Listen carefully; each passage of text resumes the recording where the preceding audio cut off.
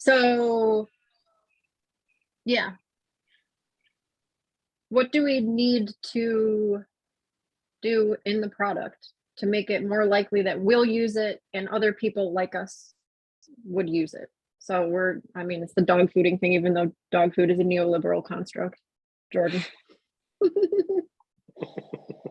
And one thing that came up with me for after death was putting the Prompty in for buzzard. I immediately felt a little bit too vulnerable because I know other people know about how to get into it, so they could read the responses. So that's something that popped up, but I had anxiety about that yesterday too. It hasn't hit fully, like when I'm typing in a box, like the Veritas. Whatever. I didn't say anything worse than I've said on Twitter, so I'm okay for now, I guess. That's really specific. That's a good point. Very true. Zooming out though, for how do we want to decide which features to prioritize? Like, what's that look like? And I'll have to pass the torch on this to you product people, because I'm not sure what our approach is. I mean, we're figuring it out as we go. Yeah, I think there's like a few sort of obvious things to reach for. But yeah, it's a lot of this is like the technical lift on these things. We don't want to get ourselves into a sort of long like build. Ideally, I mean, 2 weeks seems like the maximum on any build that we want to do for this thing. Ideally faster than that, mostly just for the frequency to, yeah, because I Exquisite Land is sort of coming up, and like, I don't know, these kinds of things. This is where I'm thinking in a broader sense, but what can we get into a form that like it becomes a usable tool for us, and then potentially, if it is in a form that is minimum usable for us, that like, and it's pretty close to this already, then being able to replicate that form for other people.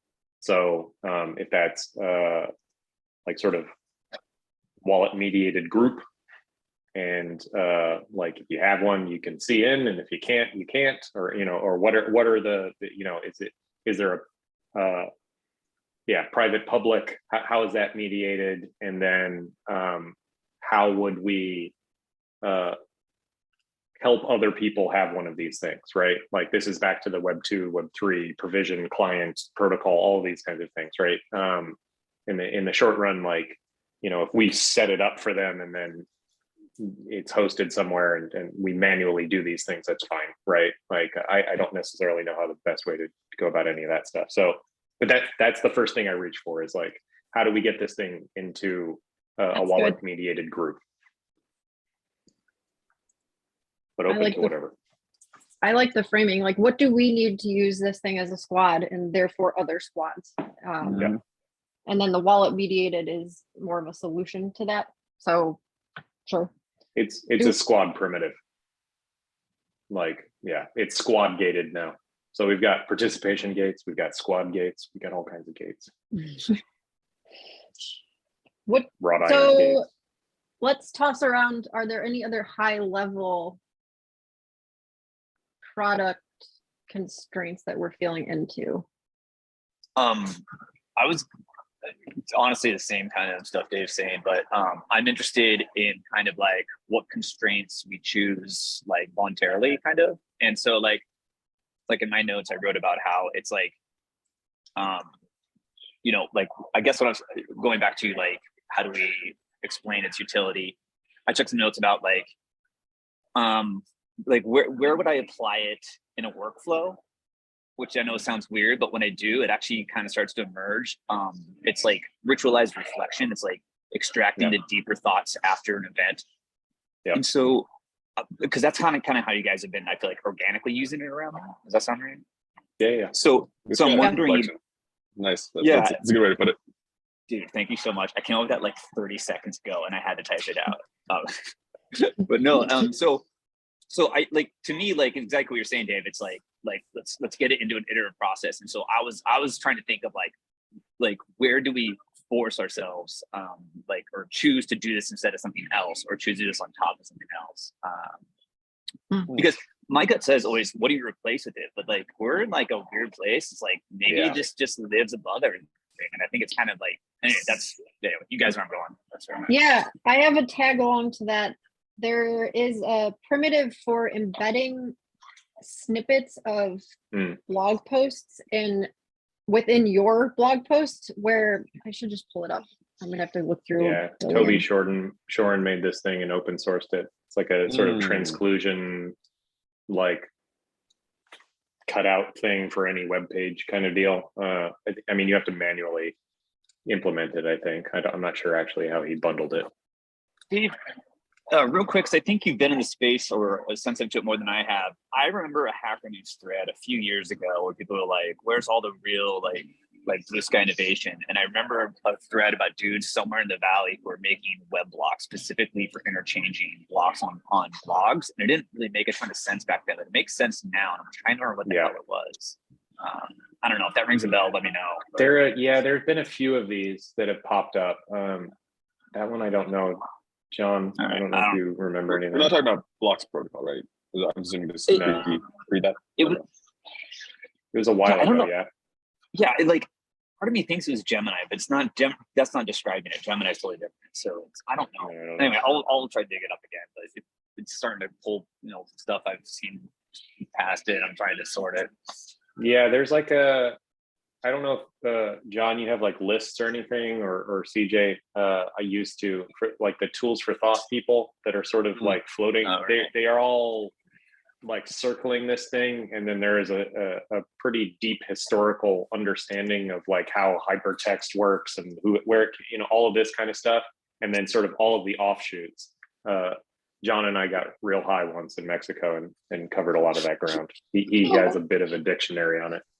Dude, that sounds so fun. There's been a lot of new stuff, so it may make sense to just map some of that again, I think because with blocks coming up on the scene again, like there's a lot of talk about this. Yeah, I think that's part of our go-to community strategy, or whatever we want to call it, is mapping the landscape of like who is potentially would understand what we're doing, and maybe that's a starting point to finding people who would use what we're building. So we can talk with people who get it, and then they'll be like, oh yeah, you should talk, or we will use it, or you should talk to so-and-so because they will use it, and they can give feedback on how we're positioning it too. Yeah. I like that. There's the people who are very interested in the like sort of tooling and protocol nature of it, right? They're building or playing in, and then there are people, the end users, right? So I think that they're mapping that like ideally we're getting into people who have no idea how any of this works, and they're just like, I need this thing in there.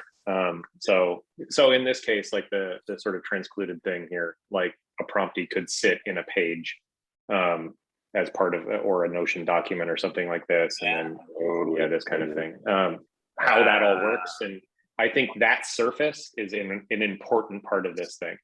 It's similar to the like messages kind of thing you were doing with Carve Out, right? Like put it in the place that it needs to be. Yeah. So and that's really, thank you for pointing that out, because I think that kind of integration where it's just like aggressively uncaring about what happened. I mean, like just like it is agnostic about where it goes, right? Like interchange agnostic or something. Like you start there, it feels really powerful. Like like you don't have to solve all these questions. Yeah, and we're also not trying to capture a bunch of users in a thing.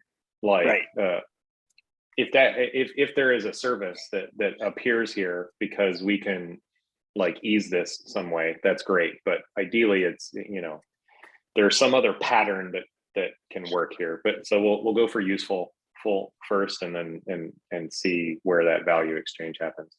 I love that. So I don't know, this is a good question, I guess. I don't know, do you want to, I had a question, but do we need this up, or we kind of get the let's go through this feel of it. Yeah. So I would call this like it's sort of a relational primitive type that is referencing like in block form someone else's text, and this is a blog. So you can go to the text, you can see who, like there's little metadata stuff. So there could be like a Prompty sort of plugin, and we can start using this and testing it out by doing our own kinds of blog posts. So we're working in this way and this blah, blah, blah, blah. And then here's a prompt, like, what do you think about these things? Or like, I mean, we can get creative with that. Oh yeah, the first version of this is Notion. Like we're using Notion, so like what is possible there? I mean, do they have an API at this point? I think Does that it is work? Still, I haven't heard about it, but I would imagine they have it up by this point. Come on, yeah, that's crazy. I remember them Hmm. talking about it like a year ago, so Yeah. I would guess that it exists, but who knows? Well, Yeah, we know one of the dudes managing the design system there. So add a Prompty. No, He they would do be have interesting something. to talk to about this. Yeah. Yeah, they've got They do? some exposure now. Yeah, Okay. looks like so. There's a way in. Yeah. Dave, I love that, like defining the package just for this first iteration up front. That's like, that makes it really easy for me to think about it right now. Also, Yeah. now that I think about it in that package, I'm curious, like, yeah, I mean, definitely we could use it as like a drop-in, like better discussion on like blogs and stuff. But I'm also really interested, because it's in Notion, where you literally make it part, right, where you sneak it into the workflow so people stump into it when their brain needs to do it or wants to do it. Yeah. Like that's the part I want to track. Like I'm like, Cool. like one of the patterns I want to really track to emerge is like when do we intuitively, like, I don't know, when do we intuitively feel like it's time to drop it? Like it's like, look at those conditions or something. Yeah, I think part of how I'm thinking about that is like, so yesterday we coordinated and agreed on a shared attentional space, at least for meetings, right? We haven't really captured after the fact or a dashboard of prompt, this kind of thing. You still need to go, you have to go to Prompty, the listing, and see it or whatever. Oh, okay. So playing with all this kind of thing, right? Like, Yeah. So if it's an after action thing, right, and a reflective thing, where does that live? Like where do you go to look at it? Right now it's going to be the Prompty Adversarial thing. It's going to be a listing. This may be that we have like some sort of dashboardy kind of deal, like that's so we're pulling to attention. So so it'd be interesting with that. Leading up to things, there's a definite like answer this Prompty and then we'll unbox it at the meeting. Like that pattern, I think we've done that too. So we've done less of that, but that one works decently well. Like as a preparation for coming together, like do some thinking there. I sort of LARPed that one by putting a Prompty in for the purposes of tossing it in the Notion doc to illustrate how we would organize for meetings. Yeah. Jordan and I responded to it. I didn't push the envelope, but that's one of the like, answer this Prompty before the meeting because we're going to debrief on the def demo. We already did it, so I was kind of I was codifying that one too because we talked a lot, but I wanted to make sure people felt like their voice was heard in regard to that specific thing, that experience we had. So so that's a good pattern though. Like that's interesting too, because that's at once a reflection and something that you can use for preparation for a meeting. So this is another usage pattern. Like something is developed in a previous meeting, then the Prompty goes into the next meeting that we plan, right? So that sort of surface creation can be what we've been doing, where we're all like, what are we going to do next? Then that thing can be focused into that surface where we start filling that out together. And then if the Prompty appears, plop it in there. Like that's, now we are ready. We have a surface ready for the next meeting. That's the output of one of these things, or a particular kind of social norm. I like it. I mean, it's just creating a more specific artifact based on what we've been doing. It's cyclical too. There's like movement to it. So that feels nice. I'm going to close this, but I really like how the background just fades into different colors. It's pretty cool. It's really cool. I really want to design this kind of stuff. Once the background color changing, or just all that stuff. All of it. Just how it's contained, like the container, like how we treat the calendar and stuff. I'm so ready to start working on that for Notion. I'm trying to stop my brain. I'm not. I'm stoked. It'll be fun to play with this stuff. I haven't had too many. I haven't been able to design this kind of thing with other people much. I've just sat by myself making these things. So yeah. Anyway, go ahead. Yeah, just wanted to note that Probably. the thing we were just looked at, it's called Quotebacks, according to their like the Got it. actual product name. What's it called? Quotebacks. Quote facts? Quotebacks. Yeah. BACK. I'll drop the link. I feel like I've heard about this before. I feel Yeah, they like that dropped it name like is maybe horrible. a year or two ago. Quote Yeah. facts. Sounds about that's right. not bad. Yeah. It doesn't speak well over Mm-mm. No. Zoom garble. They should call it Zoom garble. It is a very interesting concept. Yeah. I wish I didn't It's have very- to load JavaScript for it to work. Yeah. Mm. That's very like Basically, yeah. indie web, Mm. like Yes. of that sort of ilk. And Toby Shorn is sort of in and around that world. And then what's his face? Who's that guy who's very into blogging from Brooklyn? He liked Ponder. Preston? And No. Tom, maybe something. Which- Anyways. Oh, Yeah, yeah. Critchlop. Oh, okay, yeah. Yeah, him. Oh, I think he yeah, had some yeah. involvement with the thing too. That I makes think sense. that might have been how I found it actually. Yeah, I've been like just doing it on the site. Yeah, Anyways. this isn't an other internet tool? I think they use it, but they might have like Maybe kind of near it. styled it differently. Yeah, Yeah. they might have like kind of forked it. So anyways, there's the possibility of having like a sort of drop this in your site kind of doodad as well. Like we can stress test it in Notion without having to build too much, and then figure out what the display will be, and then figure out an open standard kind of whatever thing from there. So Okay. yeah, just using it as a prototype. It probably like something in Discord too will come up. We'll see like all these kinds of surfaces. Twitter, like I think, yeah. Yep. Substack. So we've got how to narrow the product surface area so it's only accessible by my squad. And then how do I integrate it into my workflow with my squad? And we've got a couple of things for, yeah, a primitive that can be embedded into other documents. Yep. What else? High level. I don't know, we're going to run into, I mean, we can start unpacking the wallet gating stuff and seeing what appears there. Yeah, I think where Sorry, my guys, sort of what's up? what was it? Okay. When between kind of the first thing Kristen mentioned there, like narrow to accessibility of my squad, and then the wallet mediation. I guess like what I really want to feel there is like what the public-private line is, and like who can see it, and when the broader public can see it. Which those kind of feel like the same question. Just any sort of I think poking into that will That's we'll find publishing the a little seams. bit, right? Mhm. Yeah. Yep. This is the Ponder like group journal blog. Yep. I mean, there's also the notion of it's just not that easy to find as security, kind of like, you know, Security by obviously- obscurity. dude, it's great. I don't think we embrace it enough, you know. So I think a lot of people feel comfortable. It's like, oh, it's on the blockchain. Like it's a pain to find it.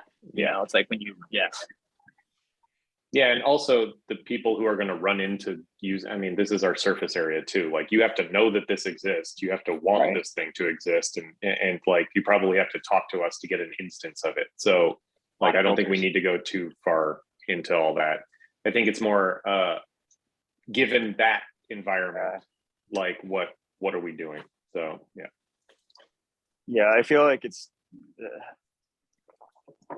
the thing is like, deaf is a weird crowd. And like just going back to that for a second is like there are a bunch of nerds who will literally go out and host it themselves if they want to. But for the average person or group, probably they don't want to do that. And most people don't care about the technical back end, and they're the weirdos that do. You know, like that's like kind of the situation. So I think like and I guess maybe a lot of the first users will also be kind of a little bit more nerdy like that, just because like tools for thought people like generally are working around code or like whatever else. But Yeah. I think for the most part, it probably is, it's like not a huge deal. Yeah. My ideal, so there's those people that can help us think about where to go with it, right? And then maybe how to get there in the technical sense. Like they're super helpful on that front. And then there is the market prototype is what we're talking about building right now. And so the market prototype should be ideally one, we're dog fooding it, we're using it for ourselves so that like we feel into like we absolutely need this thing here because like it doesn't work unless we have it. So that'll give us some information. And then secondarily, like handing it off to people who are working kind of like us or in adjacent styles of working like us, or people who are non-technical who can give us feedback about ritualizing it or using it in that way. So community managers, these kinds of things. So, and then that's the outreach that Kristen and John were talking about doing. So I think and also like figuring out a process to do market prototyping for bubbling up these kinds of things. I think that's part of the meta work that we're doing. So like, how do we get it to people and then what kind of information and in what form? So, yeah.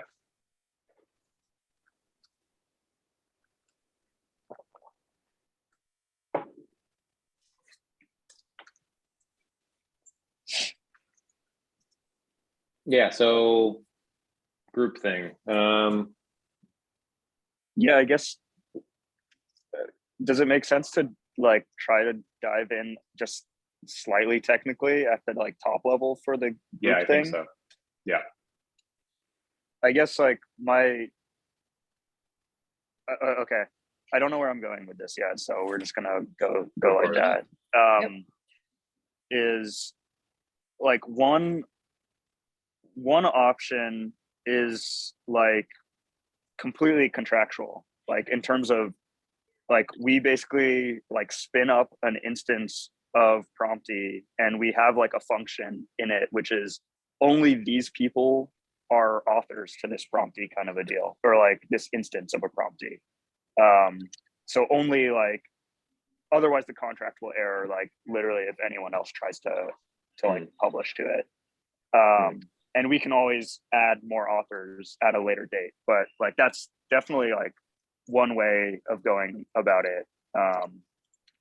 There's other ways of going about it, which I guess could be like NFT based or soul bound token or like whatever else. Like that's, to me, that seems more complicated personally, but it's an option. Yeah. The other thing that we can do is kind of like keep it how it is now and just filter like questions effectively. Or like if it comes from our group members, we just have a filter on the website and just display that only. Kind of a thing. Like you could have the full instance still running, but basically have like a smaller subsection, which is like these people. The only problem with that one is like you don't know if the person is asking something like more generally or specifically to a group. Yeah. So I don't know, like the contract based gate to me seems like more or less the right approach. And it's like somewhat replicable in terms of it's just like a scaffold and anyone else could like basically copy paste or deploy their own version of it, similar to like the internet camera type deal. And that's something that you could put behind like a Web 2 interface or whatever else too, I guess.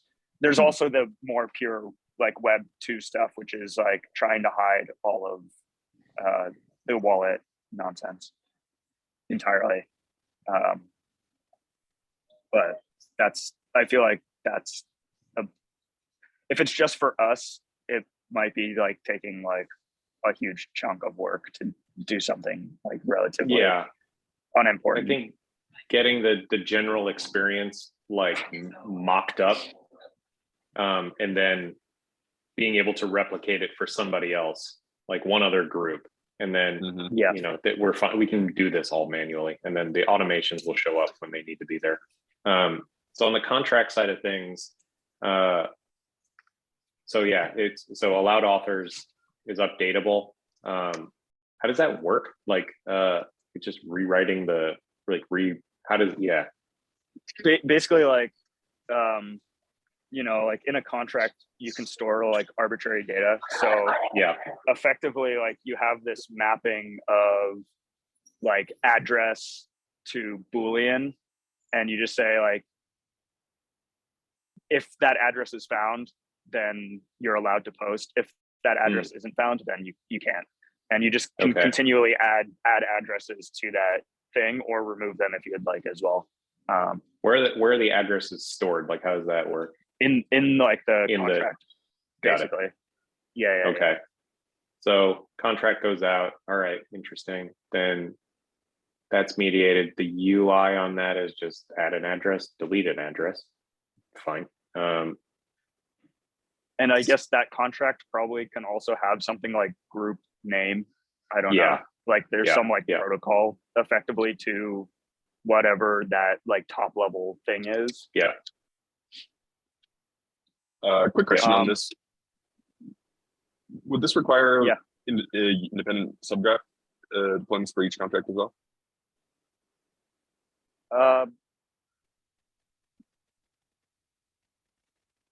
So this is where it gets like a little bit more complicated because it could be a yes, it could also be a no, depending on how it's written. In terms of like the top level could be like basically like prompty groups. Yeah. It's like you have one contract which is like prompty groups, and that has like it's pointing to it, or basically it's just internally holding like more data about like you're posting to this group ID, and then the subgraph is able to like extract all of that. So that's like another option, I would say, or like within the contract based gate, like that's another way of going about structuring the contracts.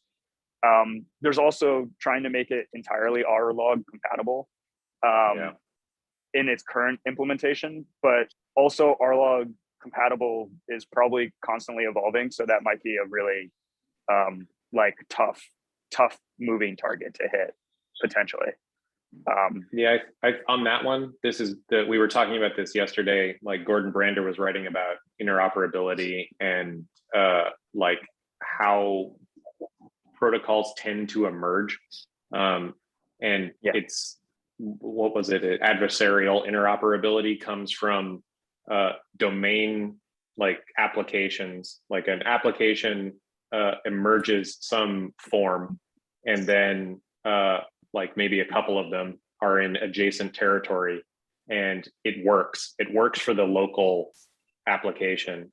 And then very clearly there is a protocol across them. So you have this adversarial agreement structure that outputs protocol. So this is the difference between, say, like internet camera, where you define and then try to invite.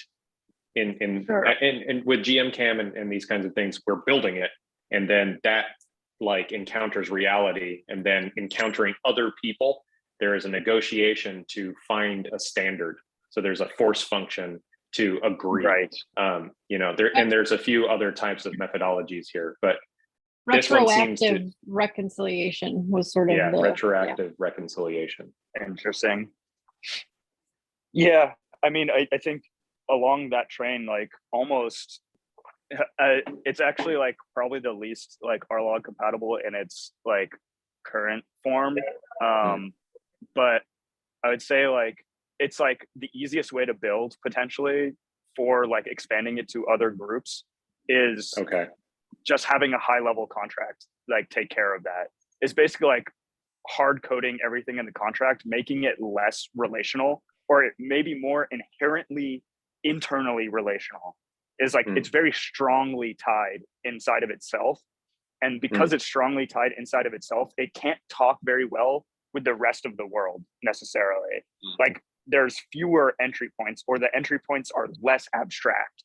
They're very concrete of like what you can do and like formalized in that way. And that's the easiest way to build, but the hardest way to expand is what I would say. Like it's built for a purpose and one purpose, and like that's what it does. and it doesn't play nice with others in some way, or Interesting. not as nice. And I would say like that's the easiest, and for market stuff, probably the easiest way to onboard people as well, because like you basically just have like a dashboard and or anything, and like anyone can create a group and add people, and it would be like a pretty seamless user experience. Yeah. At least like from the technical point of view, like it's very like easy to implement. There's also the more like RLog thing, which is like everything is effectively open and nothing has a strong tie to each other. And now you're like stringing, like through relationality, you're building like the tie, and as opposed to inherently having the tie, like the relationality is added after the fact. Instead of like, it's like, yeah, like, I guess like post hoc versus like, I guess post hoc or ad hoc versus like, I don't know what the like other terminology would be, but like versus like it being defined, I guess. I don't know if that makes sense.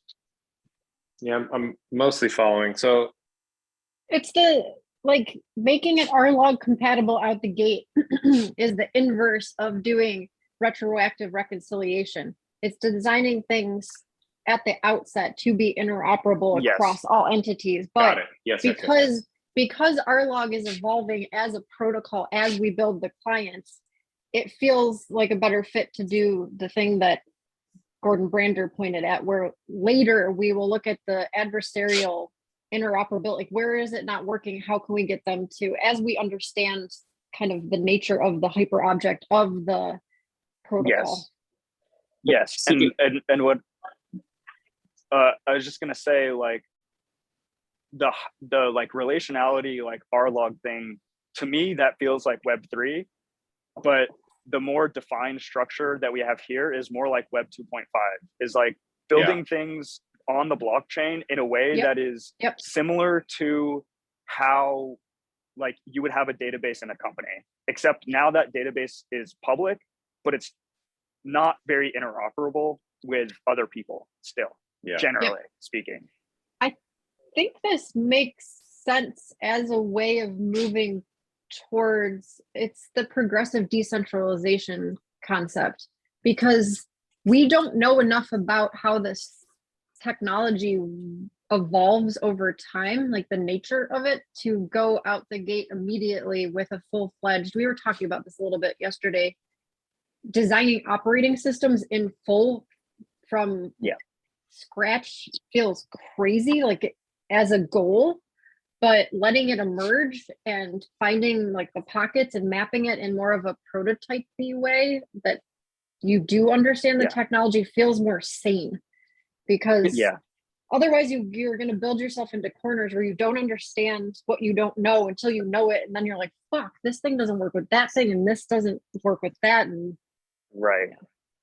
So go ahead. Oh yeah, go ahead, Jordan. Yeah, I was just going to ask.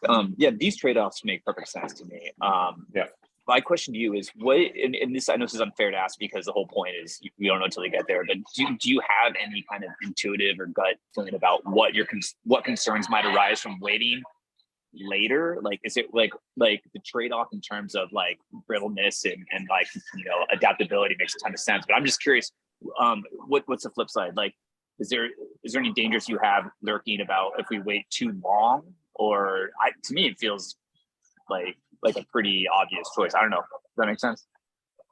I think more or less, like, as long as I think the only danger that I can see is like we don't leave enough doors open to ourselves to have it be indexed later on, to be able to be moved into a different kind of system. Like if we can't retroactively move it to another system, like, or that other system is not in any way backwards compatible, in whatever way, like it might still be like manual backwards compatibility. Like we might have to basically do like a database export or whatever, effectively something like that.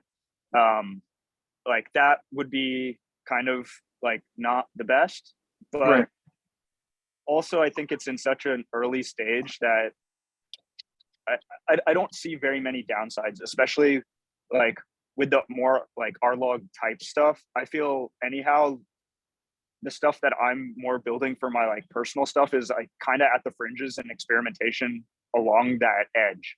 Yeah. And it kind of is good to be left more like as experimentation. And like for me, that is a lot of like the prototyping stuff that like I think Kristen and Dave were mentioning too. No, it Because a makes lot of sense. it is like I already know like I'm gonna run into edges like I'm thinking about adding podcasts to RLog and it like whatever form it is currently. And I was like, oh man, like this is so much more difficult than Yeah. I expected. Like I know how to do it, but it's not very natural because there is like a stronger relationship between like a podcast and all of its episodes than like an ephemeral note that I take and a tag that I add to it later on. Like that is like almost a different relationship itself. So those kind of things like get a little bit like muddier in the context of like something like RLog, as well as like if anyone can add a podcast to the system, how do you ensure uniqueness across the whole thing? There's like those kind of questions too. Because you don't want to like have a bunch of duplicate entries and like just blowing up the database arbitrarily, and then no one can speak to each other because like anyone can do anything. Like there's a bunch of like weird questions like that. So anyhow, like that's like a long-winded way of kind of answering. Yeah, no, it's awesome. And it makes sense to like keep developing that and keep it as fluid as you need to. And then maybe there's a time where it's like, okay, now it feels like it's like, or maybe now Prompty can inform RLog more and you integrate it a little more or something like that. It's cool. Yeah, we're building ourselves into corners, and then those corners will tell us what we need, what walls we need to bash out. Yeah. Kind of sounds like we're basically saying it makes sense to stay at the Prompty scale, like the Prompty, like the individual squad Prompty level, and not make too many claims about like the layer above that. Besides, they all exist in the list. Yeah, it's squad forward. Yeah. Not Ethereum virtual machine forward. That's right, okay. yes. Yeah. Right, because that's the ocean, and we don't want to map the whole ocean. Yeah. Now. We're building dinghies. If this technology behaves in the way that it purportedly does, which is very fractal, we should be able to experience some of the constraints of the thing at scale by building within, if we constrain properly. Maybe. I'm curious how that resonates with CJ. I think my guess actually is that we will probably be surprised by the freedom that we have as opposed to constraints. That's my expectation, is that like if we are running into constraints, it's probably constraints that we built for ourselves rather That's than. what I'm saying. Yeah. If we constrain our love that. playground in a specific way, we should be able to feel into the potential of the EVM at full. It's just designing those constraints so that we can take advantage of what the blockchain technology of Ethereum offers. Because otherwise, I mean, it's good to scope things, especially early. Right. Well, and it gives us like a place to play as opposed to like the entire universe. It's like we're building a little like playground sandbox as opposed to being like, oh, the whole world is open for us to do things in, which is like a little scarier and harder. Yeah. Creativity loves constraints. It's just easier. Because otherwise you get, what is the thing where your brain explodes? Because combinatorial combinatorial explosion. Yeah, it's just there's so many potential like avenues that leads to paralysis. Yeah. Yes. It's not and fun. It's also funny. It's also funny because the technical systems that we're building or like currently exist today have that same combinatorial explosion that happens in the mind, which is really funny. When they probably should help to reduce some of that. Yes, like, that's exactly, yes. Right, it's like the combinatorial explosion exists, but you need a way to work through it in a meaningful way. And if the technology also explodes in the same way, it's unintelligible for both technology and humans to do that, where you need the technology to like kind of help move it forwards. And right now there's just no system that like feasibly can handle that. Like Yeah. with the RLog stuff at the fringes is like, you can see that the technology wants to blow up basically. And that there's probably a system where it need not blow up. It's just that the EVM and the systems built around the EVM want to explode. Actually, the EVM itself does not want to explode. It captures it so tightly and concisely and nicely and beautiful, but the graph and other systems around it want to, like, those are like the Web 2 more systems. Like the Web 2 systems, like just do not want to handle like that kind of relationality. But the Ethereum virtual machine allows you to do that so nicely. That's so it's interesting. Like so that EVM understands context then. Like it's holding constraint in some way. Yes. It's a state machine, right, CJ? Yeah, it's a state machine. Actually, I would say it doesn't understand every context, block is a state, but it doesn't understand context, but it can basically build context. It's everything else that doesn't know what to do with that context, because the context is everything. The context is inherent. Everything is already relational, and so that's how reality works. Yeah. And so the EVM is a sort of mirror to reality, right? This is so and insane. it captures through processing like relational material. So the output of the EVM is relational material. So we are taking that relational material, and places like the graph or whatever are trying to say like, look, here's relations. Like here's how to see them, or here's how to interact with them, or here's how to like output them in a form that is useful, or like data mined, or all of these kinds of things. So but we are still operating from like systems that are less like this, which means that our methodology is coming from like deep knowledge of those other systems.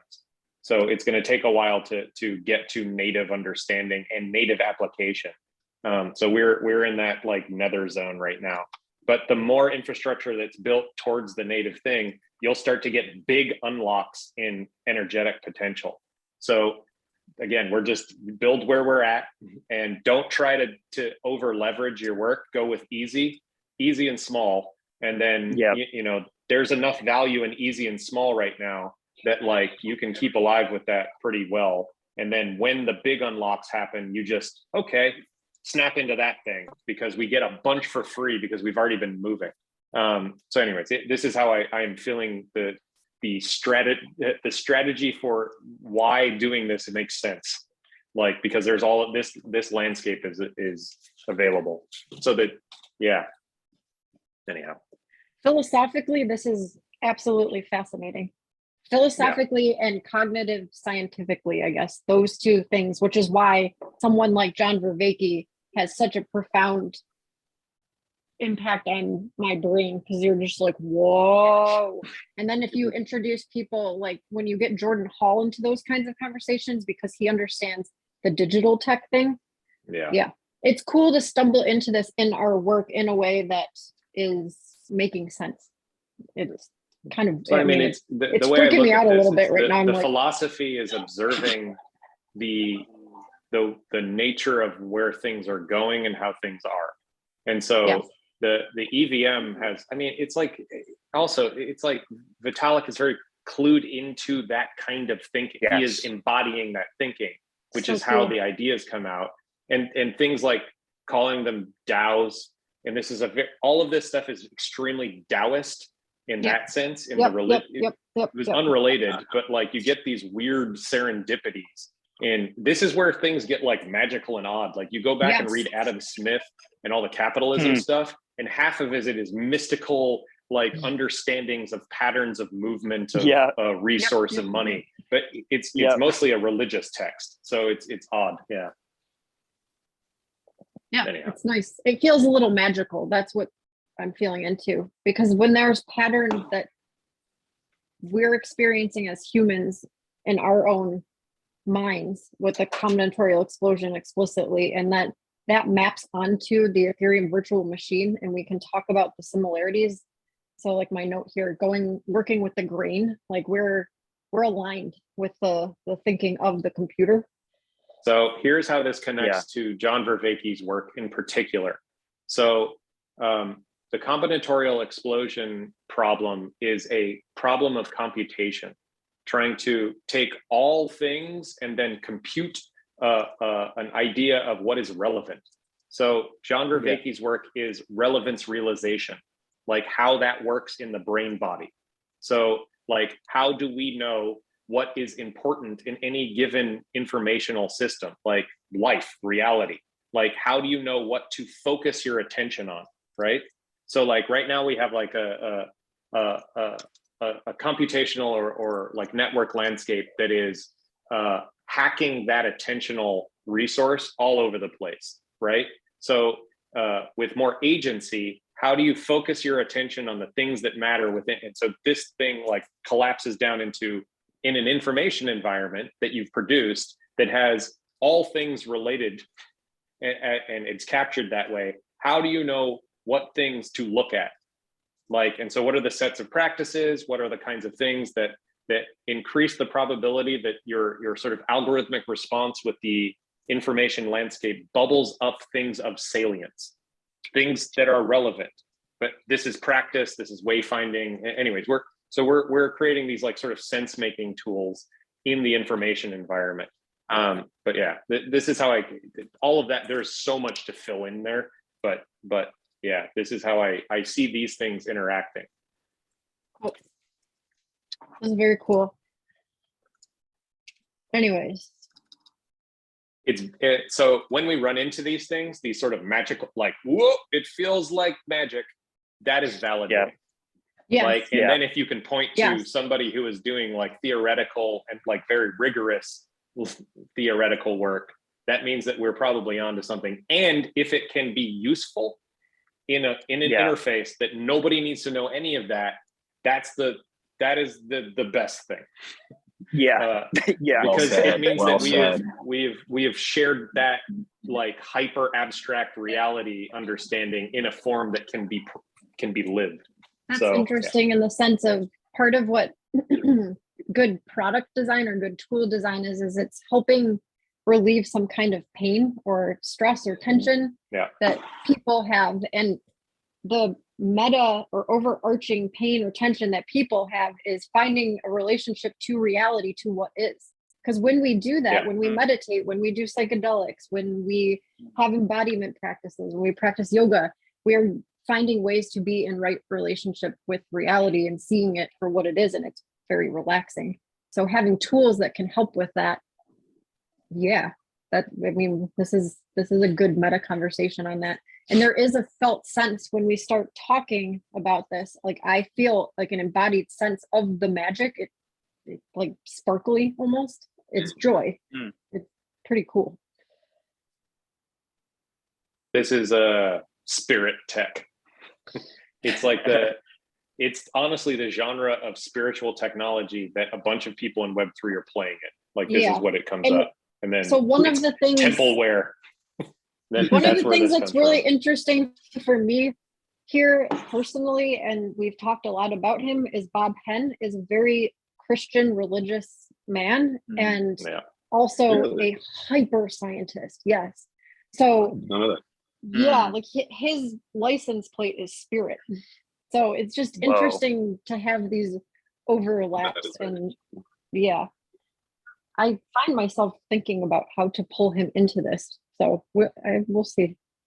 We'll try. Who said the quote? Like any amazing technology is indistinguishable from magic or something like that. Yeah, it's a sci-fi author, I think. It's Arthur C. Clarke. Yeah. Oh, how did I get that wrong? I love that dude. Yeah, but no, it's dude. It's true. You feel every once in a while, and this is definitely in that category.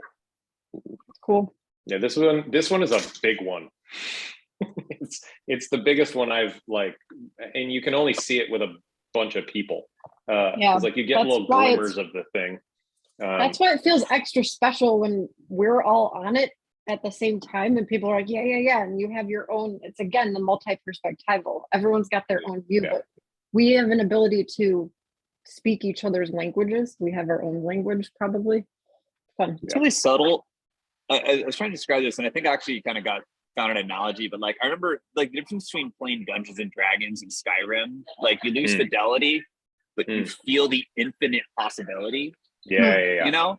And when I ran that HTML file, I checked out a GitHub on my local computer and I was chatting with you guys, like I kind of had that like, oh, this is the infinite. This isn't, I had that same contrast where it's like, no, there isn't like the subtlety of the actual like emotional feeling of like, dude, there's no one at the other end of this telling me no. Like it's I don't know, that's to me where that like I'm starting to get that magic, right? Like I can identify. I think that the role-playing game analogy is the best analogy for how to work in this environment. Like you are choosing a character, you are agreeing to the rule set, right? And you're like, and then you are enacting it and seeing what comes up. This is what we're doing over and over with this. We think that this prompting kind of thing, and then we like act it out into the world. And the byproduct of that is ideally games that can also be played by other people from their local position, but like the frame of the game is being emerged. Right. But yeah, anyways. The most amazing thing about D&D is it happens a few times when the story goes nowhere anyone expected and the dice drive it in a direction. And like there's an insane feeling when it's like you're all watching a story invent itself in front of you that you didn't choose. Totally. And you just get the chills, man. You just get the straight up chills. You're like someone makes a stupid roll on an arrow and it actually works, and all of a sudden everyone's like, "Oh shit!" Everything just changed, and like that's the magic I start to get from this kind of stuff, Dave. I'm so glad you put it like that. That's perfect. That's the best stuff, because then as a group, if you've attuned to the game and because you treat it as like a kind of sacred space, right? Like we agree to play within this frame. It's so sacred. And then if you get one of those things and you all agree to follow it, like we got to follow it. then you end up in like some territory that is adjacently possible that you couldn't get to directly. So that's all the cool stuff is over there. That's that's a perfect description. That's awesome. Right. So I think, anyways, this is a broader thing, like the organizational structure, like in lore and all of this, and role-playing games. I think that there are some descriptive properties in there, like ways to describe through mythology what we're up to and how this kind of thing works. So Gnosis Guild is doing this, like the design director or social director. I don't know what her title is. I think her name's Key Kreikler or something like this. Krukler. She came up in like playing World of Warcraft guilds and all these things. She has some writings on how that and Web3 interact, and she is also directing their products into crazy mythological language. It is very like much so. It's half astrology. Like the product suite requires like a dissertation to get through. Like you have to read. I mean, I imagine that they'll have texts and all these kinds of things to understand the mindset of how the product is working. It may be a little bit heavy-handed, but it's something that we can. So it's Gnosis Guild, or I think Gnosis Guild is the operating like organism. Definitely the G. Yeah, and I mean, Gnosis is a religious term, right, of being all of this stuff, and they're running all these multi-sig wallets, and it's like large-scale infrastructure, and Web3 is coming out of this thing. A Web3 demiurge. This is getting gnarly. I like that. Right. Anyhow, so okay, back to this. Like, I'll spend forever in this realm. But who is the person that like is doing all the writing and everything? I think it's a team, reality but module. Oh wait, you're talking about something else. For what is this? The Gnosis stuff? Oh, okay. I'll drop in Key if see. that's who we're talking about. Yeah. Thank you. In Discord. So it's not lost. Let's do it in chat. I'm running too many programs. My computer is getting slow. So she's part of that other internet group. which outputted that widget, the quote back thing. Yep. So everything is relational. Okay, so ponder, how do we come back in? Have we mapped the territory? Is there anything else that we want to? Yeah, I think we need to stress test this a little bit more. So, or I need to understand it a bit more, like, and how this actually outputs into the interface, the front end user interface. So Yeah. Yeah, help me see so the structure makes sense, right? So in functional terms, like what does this look like?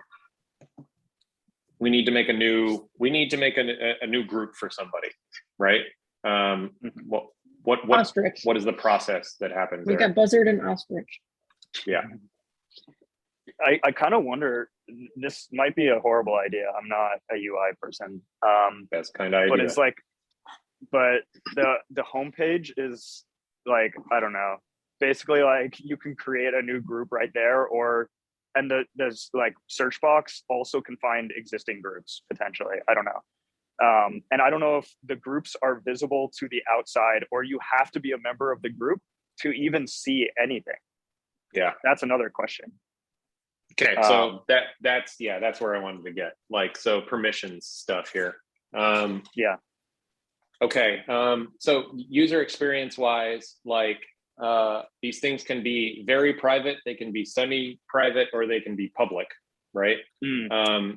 And very private is connect wallet, and if you know, so do we have a top level thing? You connect to Prompty as a domain, Prompty XYZ, yeah, and then do you get a list of all Prompty like squads you're a member of? Like, is that a possible? Is that a way of looking at it? That's possible. It's possible. Okay, so not necessary, but possible. Like, so that's how it's structured. Okay, so in that case, it could be wallet gated at the top, like, which would be in the long run how you by default you would have an ecosystem, like if the wallet was at the operating system level where it already knows who you are. But for now, we have to make the connection. So outside of that is the public sphere, effectively, right? So everything past the wallet connection is the private sphere, and then there are filters on that private sphere based on permissions at the squad level. Did that make sense? Squad names being public sounds fine, right? Is that what we're saying? Again? We're saying squad names are public because they're searchable. That seems like a fair. Okay, so that's metadata that is available in the public sphere, non-wallet connected. So there could be cases where fully private also. Like, again, we're just trying to figure out what we want to do. Okay, like, gotcha. Yeah, because all of these things are possible. Yeah. Yeah, I think the fully private one is where it starts to get like slightly more complicated, maybe. In the sense like for the fully private, you almost want like a different model, and like there can be this like overarching thing, which is like more or less like public or semi-private. Like, like really what it means is like semi-private means it is discoverable by some means. Then the fully private is like, you really want to run an instantiation of Prompty by yourself. Yeah, it's like a local. You don't reveal that URL to anyone other than people in the group, effectively. Like, that's probably not run on the Prompty subdomain at all. It's probably run on someone else's. It's like Prompty dot whatever company name here.com. It's like run on their some subdomain. And that is like not discoverable at all by anyone, ideally. And like the deploy for that is like not attached to any wallet that anyone is aware of. You don't verify the contracts. It's like unintelligible basically to anyone from the outside. Oh, cool. It's like hidden in public, but Yeah, it's still very hard to find. Even if you brute force the URL, it's going to be gibberish. just so you know, YouTube has this exact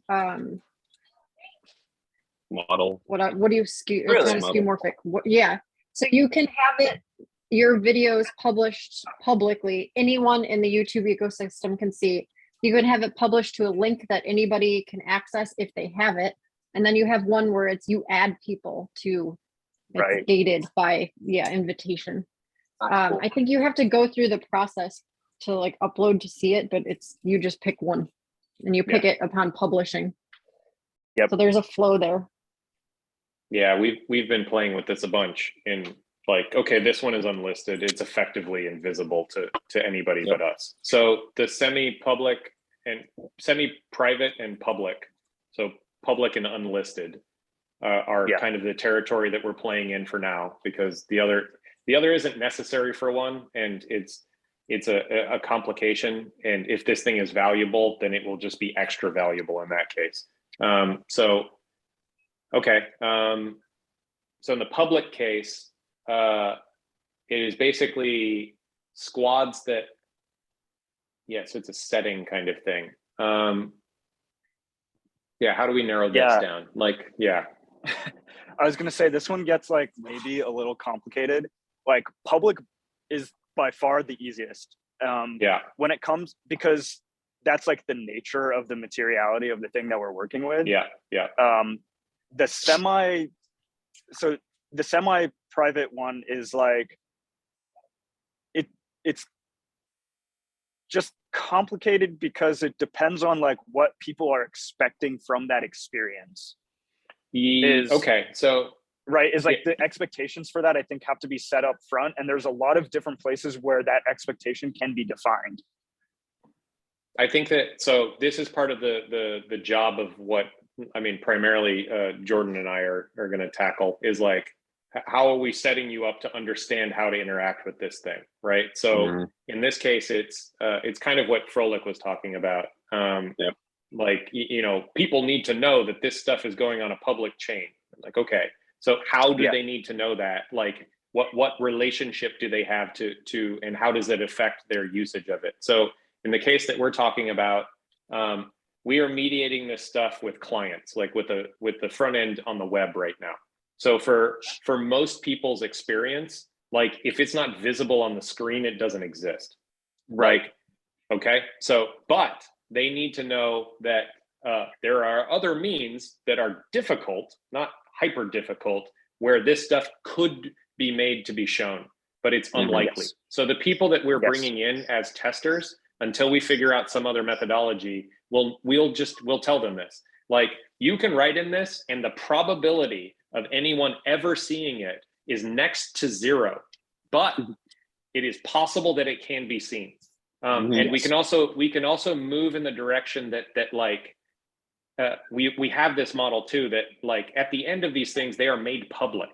Like everybody with access can see them because they are available. So anyways, I think it matches this. We can set up this. I like the way you described it, Dave, and I feel good about getting people comfortable and understand about what they're about to type. I think we can do it. I feel good about that. Yeah. So that's messaging up front, and then that's setting them up. Just know in the back of your head, which is fine, but also like like don't share like the deepest thing, or do if you're comfortable with who you are. Right. So, we'll make it smooth, but we'll make them really aware. Yeah. I like that. So I think that is in alignment with like the message, and the lore is in alignment with the technology. And then we're mediating this by a front end, which means that like, so what then can we do? What is the easiest thing to do with that? We're not going out of our way to make the tech do something else. We're just exposing it. So it's a filter. And what we show is what it is for most people. Maybe a slight tangential thing, but I could like almost see a layer in between public and unlisted that's kind of like saying, you start out in one of those modes, but then it's almost down per prompty, where it's like we all answer this prompty, and then we all decide at the end whether it's public or not. And like that kind of gates it towards the publishing side, or like an internal sort of thing. Like, and again, this is all still within like the it's all still unlisted and on the chain. So like that communication, all those caveats still apply.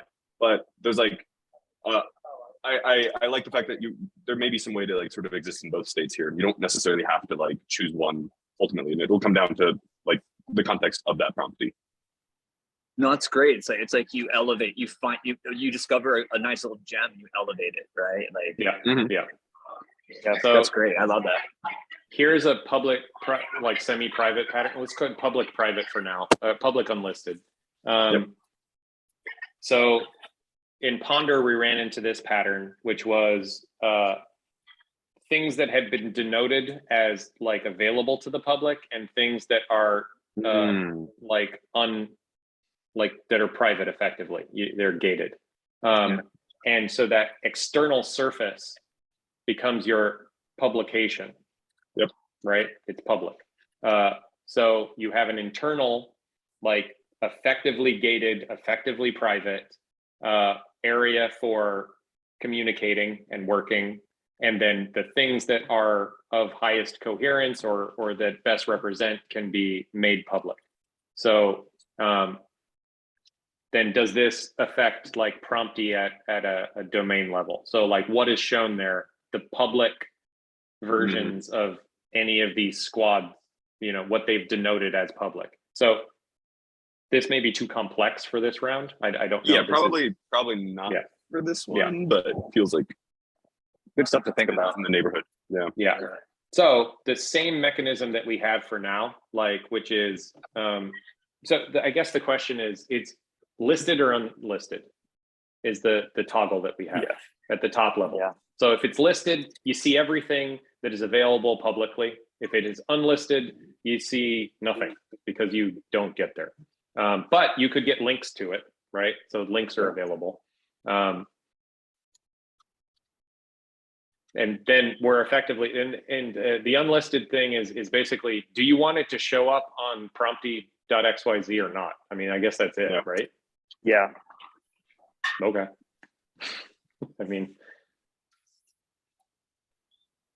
Kind of like, so do you that want to just- be listed on the old search engines? Like, do you want to be in the address book? Yeah, totally. yeah. So if you have the URL and you have a wallet, so if you have the URL, you can see what's in it. If you have a wallet that is permissioned, you can read write. Yeah. Okay. Yeah, that's good because that's basically the least technically complicated thing. As long as it's defined, it's easy to do. Oh yes. Sweet.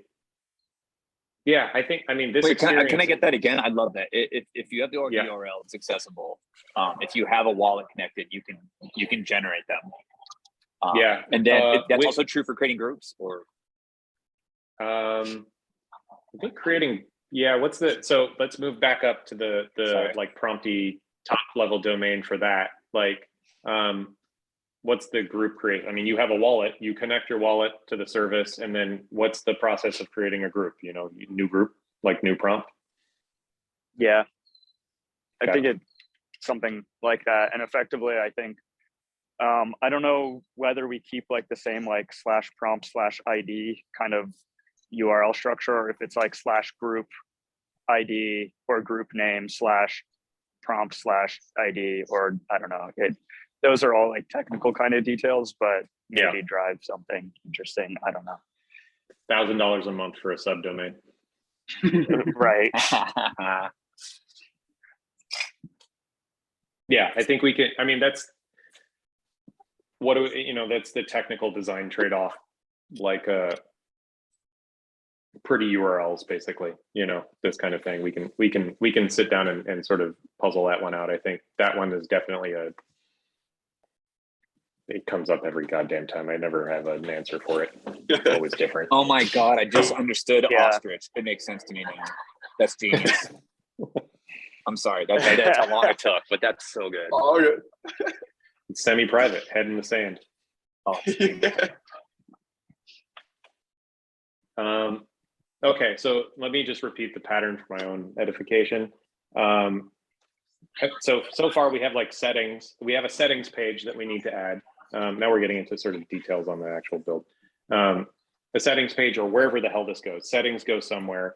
On the settings we have, okay, I guess everybody owns the thing. Yeah, we'll have to figure that out. Permissions, which is just wallet in, wallet out. So if the wallet's on the list, they're in. If the wallet's not on the list, they can see it with the URL. And then just one toggle for show on prompty.xyz, listed or unlisted. Yeah, and it might be useful to have that, I guess, at the group level. I might have missed that if you already said it. Yeah. But These are settings for, and cool. the way I'm thinking about this is anybody who's in the group sees the settings. Yeah. Which, yeah. And yeah, yeah, these it are should be relatively easy to get those like lists of users too for the groups and stuff like that. cool. Yeah, because there'll be I mean, yeah, we can get this mocked up pretty, I mean, it's easy stuff, but okay. And then effectively okay, so we have the experience of, if you have the URL, go to the thing, and if your wallet's connected and you have access, then you can, yeah, we have some like sort of wallet gating stuff on the interface. Like if you go to one that you don't have write access to, then you don't see the new prompt button, or yeah, we can figure that stuff out. So yeah, what level of like specificity do we want to go into that? I'm starting to get all down into the weeds here. So generally though, like it's publicly listed or not, and we could do a search there or whatever. I don't think that's super necessary yet. I think it's good to do that because we can play with public forms, and then we can play with like the internal forms. So the public forms are going to be, yeah. Because there's also a case here where there's one form that like you just don't need the wallet mediation at all. Anybody with a wallet can post to it. Yeah, Anyhow, cut all those out. that could be like, I don't know, that one can just be like global Prompty.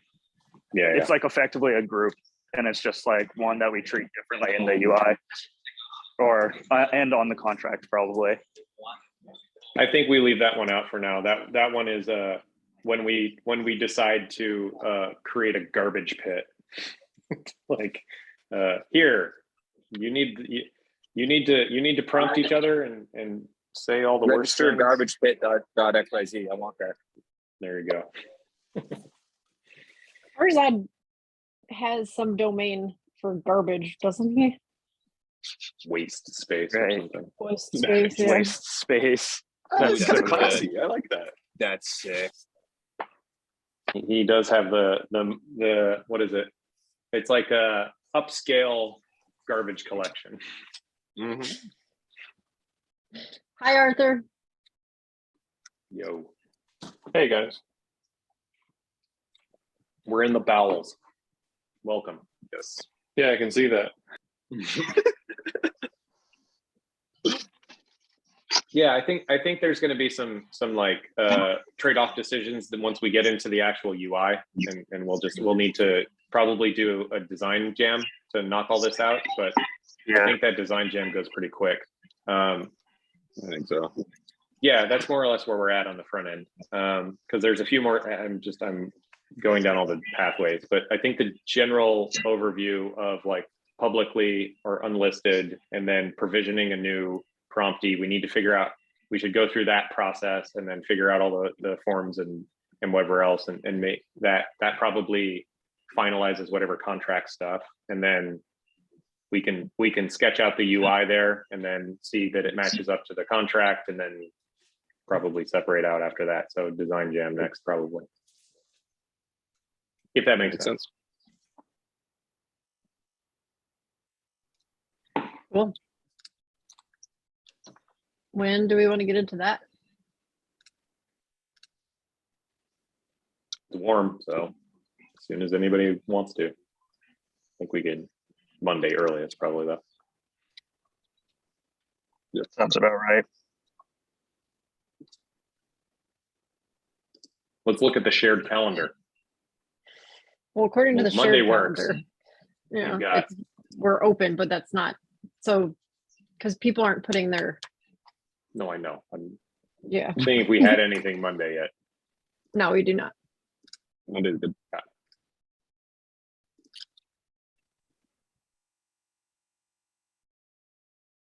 Preference for time? These morning ones are, Yeah. pretty banging. Like, Oh. we're getting a lot done. Yeah, I like it. Yeah, I mean, works for me. I'm gonna do 9, 10, 11 again.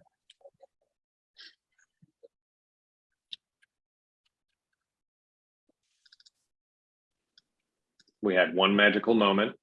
That was nice. It's a sign of a high quality stash.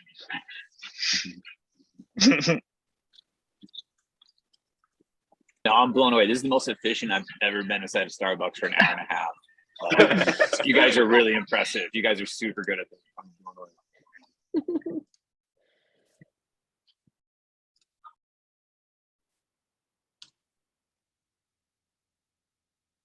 Well, you're gonna get a chance to be impressive because I don't want to design all this stuff forever. Dude, this whole meeting has just been you guys creeping into my lair and me just sitting here just like, yeah, oh man, I'm ready for this.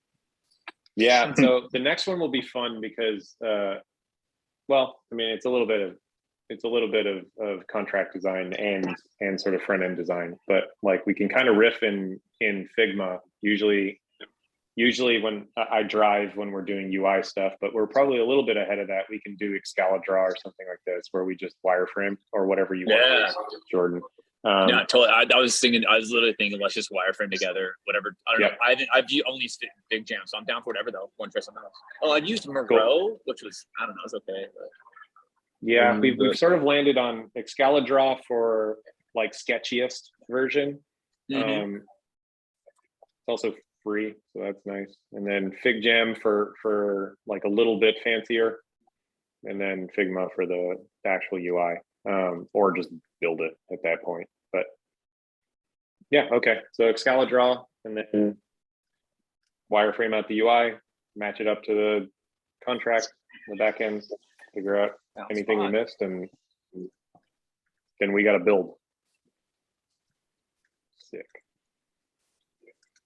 This is the least painful one of these I have done in forever. Dude, yeah, we're missing. This is too easy. What's going on here? We're missing something. This is how it goes. This is how it it is. goes. No, something's up. One of the individuals has to turn on me. Someone has to turn on me in the next couple of days. We need some content. What's going on? I like can't even imagine Sign how off that real would quick. happen. Who the fuck was that guy? He's Why at does he keep, Starbucks? why does he keep drinking Starbucks all the time? He lives in a van? Yeah, right. Let's get a whole guy in our chat. Get him out. Can you smell me through the screen? Who's that guy who's in the parking lot with oatmeal? I walked by a van That's yesterday. CJ. That's CJ. That's cool though. That looks cool.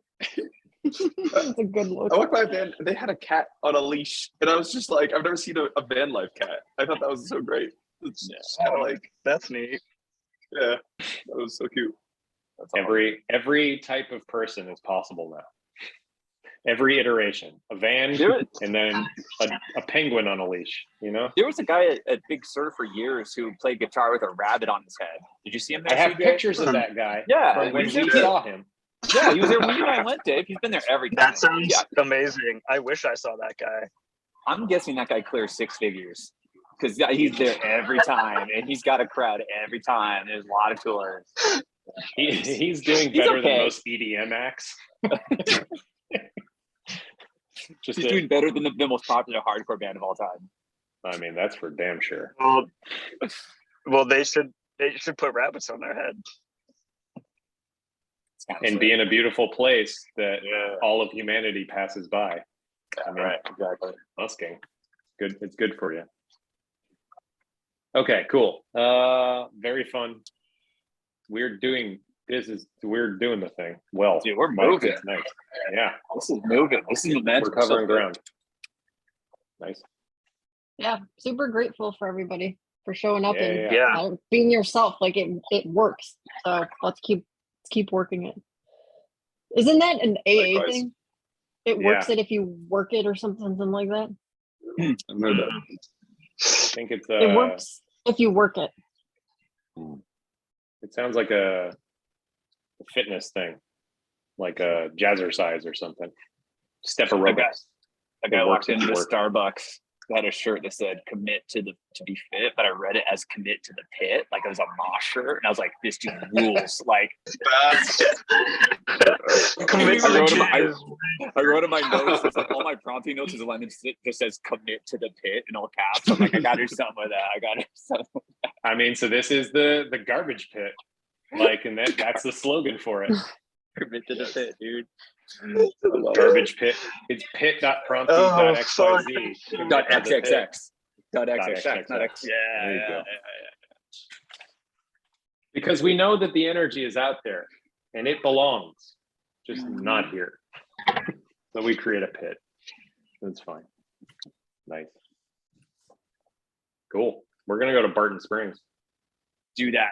Very Very nice. I'm gonna explore the Central Valley for 7 hours. That's a lot. Nah, I think it's like 6, maybe. It's not that bad. I've done this like 20 times. It is that bad. Dude, I don't know how you do that. Like, Dude, I'm running out. This trip, I like sat there for 2 hours. I'm like, dude, do I have this in me? Like I sat there, I'd like build it up. I'm good once I get going, but it's so long. Somehow it means. What's up? no, go ahead. I was gonna say it's only, it's like 6 hours further than when I went. I used to, drive from the Bay up to Reading all the time, and it's like, wasn't that big a deal. Like one time I drove there 3 times in a week, and anyway, so I'm like, oh, dude, 6 more That's hours, and this sucks. But I have a ridiculous. van. It's like, dude, whatever. It's like 3 more podcasts, not a big deal. Yeah, The yeah. extra 6 hours is literally feels like 2 days longer. I don't know what it is. It's just like I'm It a just- long I mean- driver, but this destroys me. Dude, that it's a long ass time to sit. Like when we were 12. doing the like cross country stuff, our max was like 6. I couldn't do it anymore. Dude, that's like it. my That's body what- got so angry at me. Yeah. I'm like, dude, I don't know. We gotta get there. That's exactly why I do this overnight thing. I do like 4 or 5 at night, and then 6 or 7 the next day. Because exactly that. Doing a solid 12, especially with the dogs. Oh man, I would take weeks to recover from that. Yeah. That's a lot. John and I drove up to Reading from Sacramento once, and he was on a car, but I was on a motorcycle. And Oh. it's so much worse on a motorcycle. Yeah. My motorcycle It doesn't have was a like windscreen. 95 that day. He was It was like I roasting. was sweating Ooh. and my Oh, arms are dude. tired because like you're like holding on to the motorcycle without a windscreen. It's just you're being battered by wind for 3 hours. bugs. Oh, it's a terrible Yeah, drive, what dude. about What kind of bugs? Ooh. Yeah, bugs. Well, you wear a helmet, so it's not as bad. But yeah, by the time you're done, your That's your pretty bad. helmet is just covered in bugs. all right, what kind of bike are you on? It's a bobber. It's an Indian Scout bobber. Oh my sick.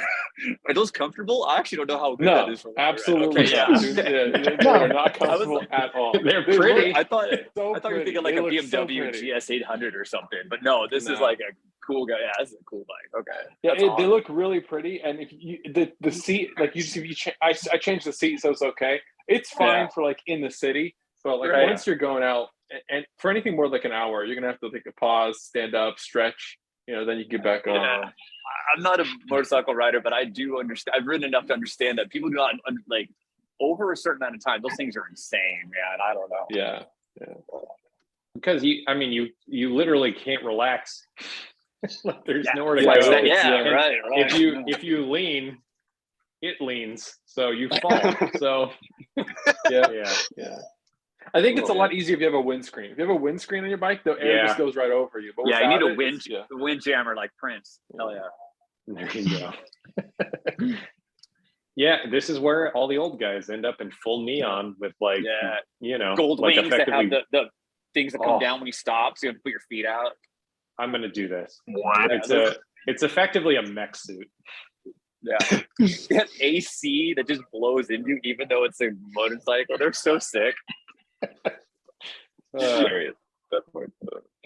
2400 cc. It engine's the size of a car in the 60s. Oh, insane. It's so cool, fun. All right, cool. Monday, good, sweet. Yeah, there. Everybody, I got later. Take care. Bye.